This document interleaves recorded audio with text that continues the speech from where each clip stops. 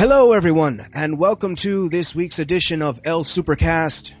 With me today is Jules from The Force 92.5. Hello. How are you doing today, Jules?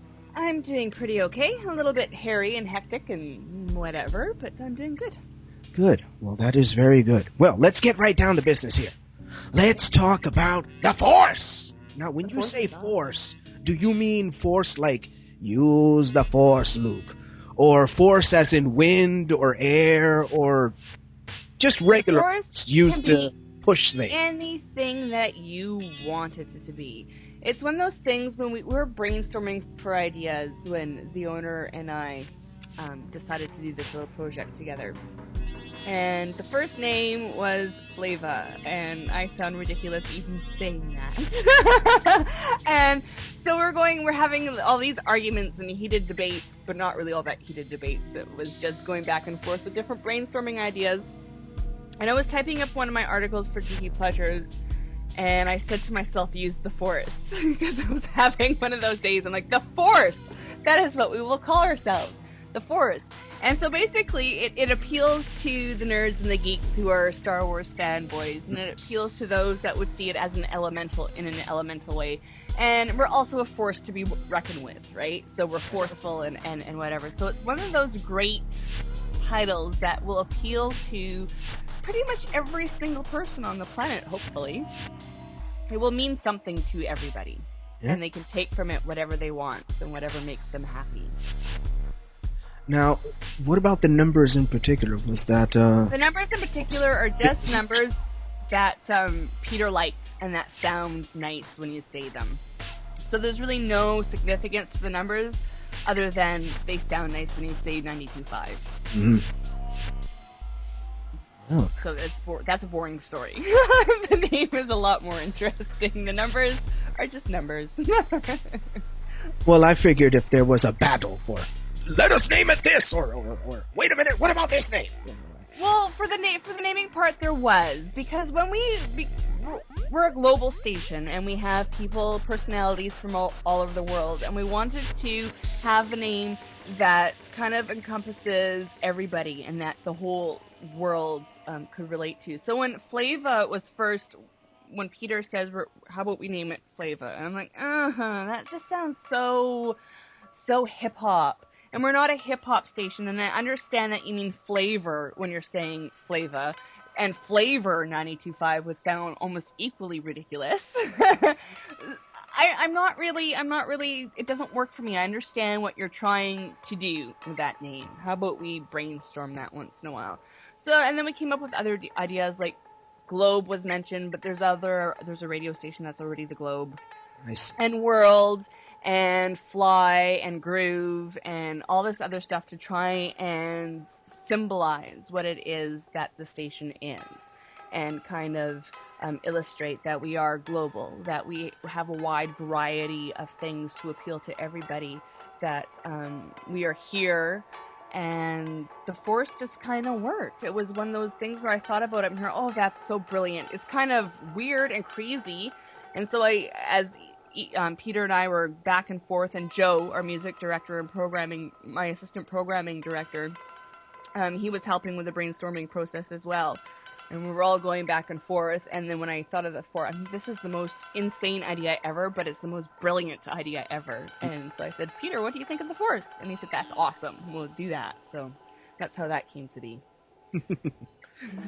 That's fantastic. So I'm happy with it. I like it. And there's a whole bunch, like, I hear the personalities as I'm eavesdropping on their shows, and they don't realize that I'm doing my job and kind of, now they may know. But I'm doing my supervising job, and I'm eavesdropping on their shows when they don't realize it, and seeing how they're engaging their audience and stuff. And some of the things that they come up with when they're giving the station ID surrounding the Force is pretty brilliant and just makes me squee and so happy. And Joe, for his show, he's done this really, really brilliant drop where he's used some of the sound effects from the Star Wars movies and a few other little personal Joe touches that every time he hears it, it's all I can do to not have a geekasm. I probably do end up having a geekasm, but I'm not going to tell anybody. That's our secret. And I think it's a little late now. Mm-hmm. It's okay, my secrets are all over the internet. It's not a big deal. They're not really all that secret. This is going to be a rather difficult question. Okay. Some may be offended. Okay. But let's see. Yes! What I would like to know. Mm-hmm. Your top 5. My top 5 what? Top 5 DJs from the Force. I don't have top 5. You don't have a top 5? No. Well, I don't get a chance to listen to everybody's shows all the time, and there's some shows that it's been... Joe's is in my top 5, obviously. I can say that with... Joe puts on a very... Joe Covenant Lamb. He puts on a show that's very eclectic and very multi-genre, and it's the one 4-hour period during the week that I know I can tune in. And because I'm a workaholic and I have OCD and my brain's constantly in work mode, even when I'm sleeping these days. For the past month and a half, I've been dreaming about work for a month and a half now, so that my brain's always work. And it's 4 hours during the week that I know that it's just all my stresses leave, and I can just sit back and relax and enjoy the music. And he just does this really nice eclectic show with some really funny little mic breaks, and he'll sing along to the music sometimes, and it's just, for me, it's the thing that I look forward to every Saturday. And I'm actually kind of upset I'm going to be missing his show this Saturday, as he'll be broadcasting live from a gaming convention and working at a gaming convention. Oh. And well, they may be broadcasting the station throughout the whole convention for the whole weekend, so I may have a chance to listen to it, but they haven't quite figured out if they can set up this sound system yet to broadcast the radio station as the people are gaming and have it being broadcasted throughout the convention center. We'll see.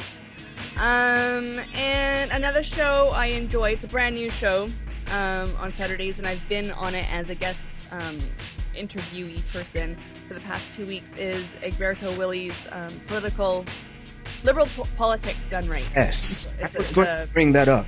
You see, you have become the defender, the champion, the icon of Canada.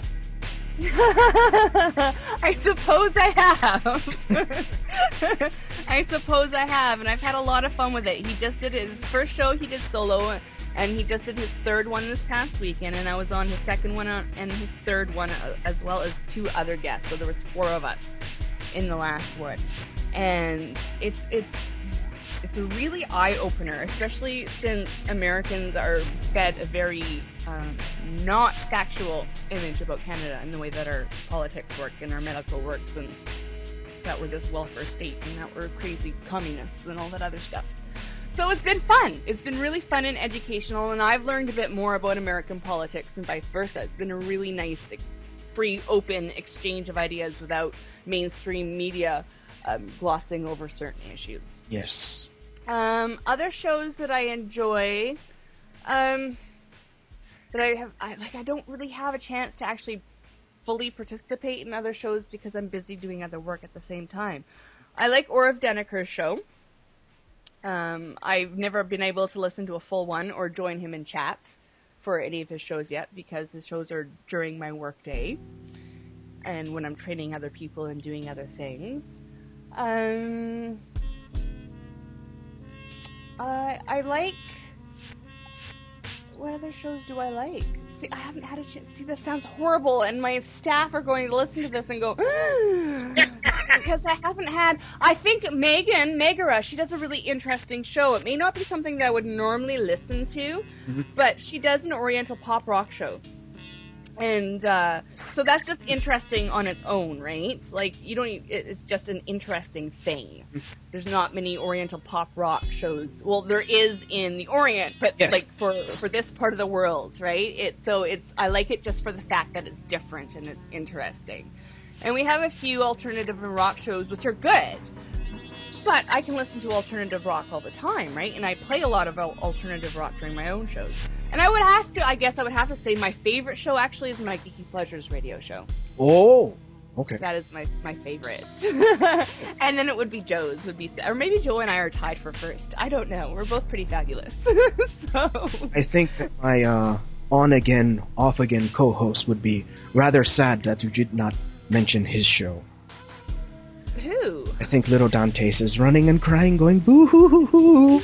No, see, Dante's, I haven't had a chance to listen to a show yet, so I have no clue what the show is like, or if it sounds, because his show starts at 6 o'clock in the morning my time. I'm in bed. I'm just finishing my workday 3 hours before he goes on. So I'm off in La La Land. I won't have a chance to listen to his shows till it's time to evaluate our staff. And I say, Dante's, email me your show from this day, and it's time for me to critique your show and see how well you're doing. Yeah, the thing, I'm in the same boat when it comes to Dante's. By the time I wake up, it's his last hour, so I'm like, all right, did this song play yet? Did I miss this yet? And I'm like, how much time are we at? I'm like there, I'm like, what? Just barely awake, haven't even have a chance to drink a cup of Joe yet. Mm-hmm. I'm here. Okay, I'm almost functional. Just give me a few moments. Yeah. No, and he keeps saying, I hope he can listen one week. I'm like, it would be nice if I could, but there's no way I'm getting up at 6 o'clock in the morning when I'm just getting my arse to bed at 3 o'clock in the morning. There's no bloody way. It's very difficult. That is. Yes. Especially when my work day the day before, like by the time I get to bed on a Saturday morning, I have been working for 20 hours. So there's no way. There's no way. My work day starts at 8 a.m. on Friday morning and doesn't end till 3 a.m. So that's 19 hours. 8 a.m. On Friday morning is when my work day starts, and it finishes at 3 a.m. on Saturday morning. It's a long day. Doing my job, being the assistant general manager and the programming director of a radio station is a long-ass day. Plus, I have 7 other projects that I work on as well on top of it. Wow, you are... I'm a busy lady. More busy than I am. I'm a busy lady. Most of my day programming and making sure that everything is going the way it should be. Not me. I do that plus more. I don't know how I do it some days when I look at everything that I do. And then I have kids on top of it.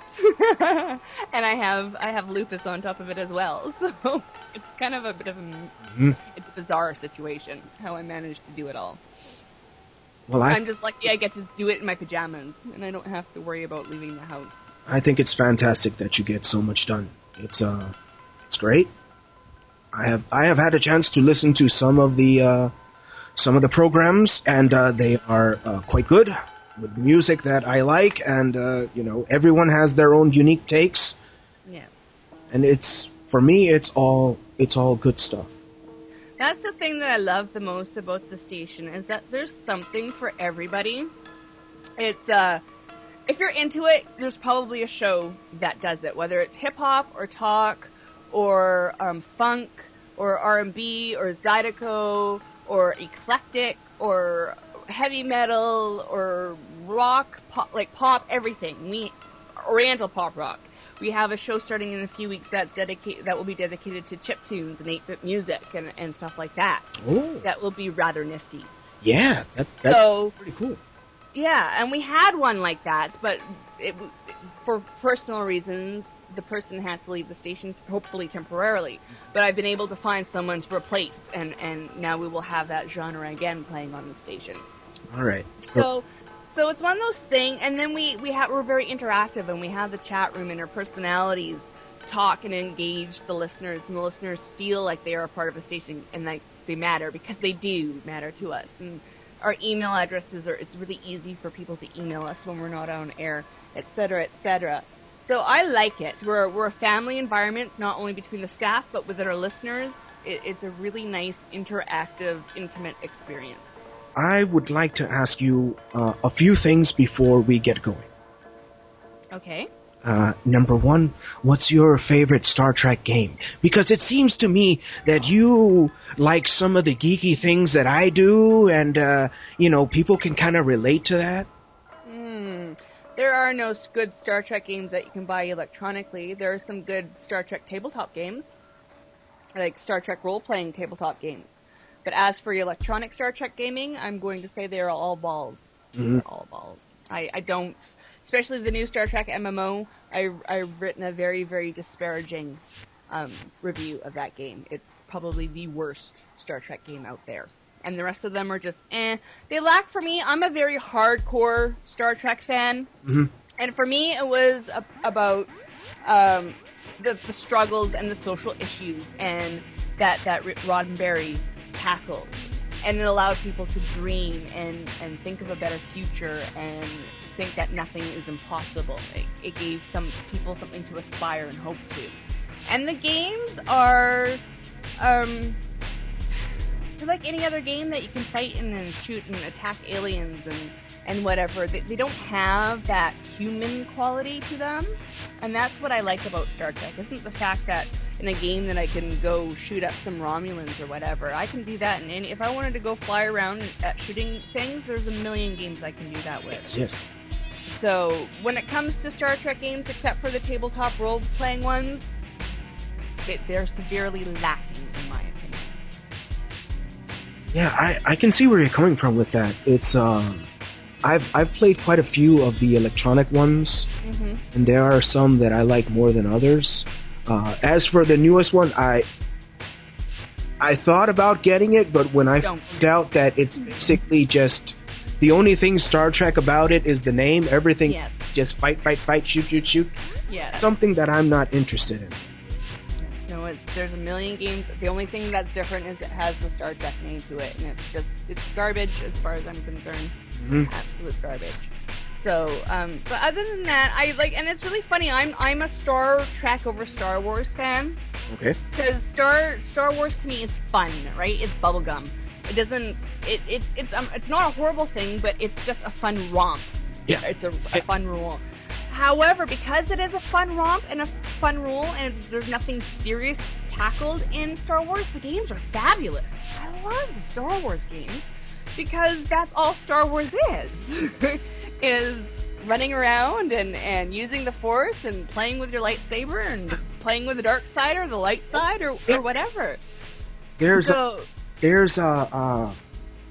Knights of the Old Republic. Mm-hmm. I've been playing the one that deals with the second one that deals with you have the chance to become a Sith. Yes, that game is brilliant. Yes. Much to my dismay, my youngest kid too, he always makes the choices to become a Sith Lord. Mm-hmm. Always. He's like the best kid ever, but when he's playing any games where you have the choice between playing a light character or a dark character, he always goes with the dark characters. I always go with the light characters. Or once in a while I'll be ambiguous, but very, very rarely will that happen. But yeah, that second, it's just so much fun, and it's good. Mm. Star Wars games are great. Yeah. Star Trek games, Star Trek fans, we, like, at least as hardcore ones, we're a bit of snob when it comes to those things, and we have a different level of what we find appropriate or not, or good or not when it comes to Star Trek. My thing about that game in particular was that I wasn't satisfied until I had Force Lightning. Mm-hmm. Didn't care if I was good or evil, but that was the main thing. As long as I can have the lightning, I'm okay. Mm-hmm. So if I have to do certain things that are on the evil side to get that lightning, I'm all for it. Yeah, Kid 2 is pretty much the same way. As soon as he got his Force Lightning, it was all he talked about for quite a while. Like, yes! It's that image. It's that image of the Emperor. Yes. Infinite power! Infinite! And yeah, that just stays in my mind, and I'm like, oh yeah, I totally want to do that. Yeah. I know exactly how that goes. Yes. So, we are almost out of time. Okay. I usually ask everyone this question, but I'm pretty sure what you are going to answer. What? Do you have any websites that you would like to give props to? I have lots of websites. I have my own website that you can go and visit, geekypleasures.com. Of course, the station's website, theforce925.net. I have my personal blog, which you can find at blog.juliasherrod.com. I have my Lupus Awareness Virtual Art Gallery that you can visit at lupus.juliasherrod.com. I am a writer for the Lupus Magazine, which you can find at thelupusmagazine.com. I'm also the layout and design editor for the Vaccine Times. You can visit the Vaccine Times on the web at vaccinetimes.com. I'm a contributor to Star Wars vs. Star Trek. You can visit that at Star Wars vs. Trek.com. And I'm also a contributor to Nerds in Babeland, which you can visit at nerdsinbabeland.com. And I think that is all of them. Excellent. I think that you are one of the few guests that is able to articulate this last question with using extreme force. And that is... theforce925.net. Check us out. Follow us on Twitter at theforce925. That would be fantabulous as well. All right. And with all that force, we are out of here. Take care, everyone. Goodbye. Thank you. Bye-bye.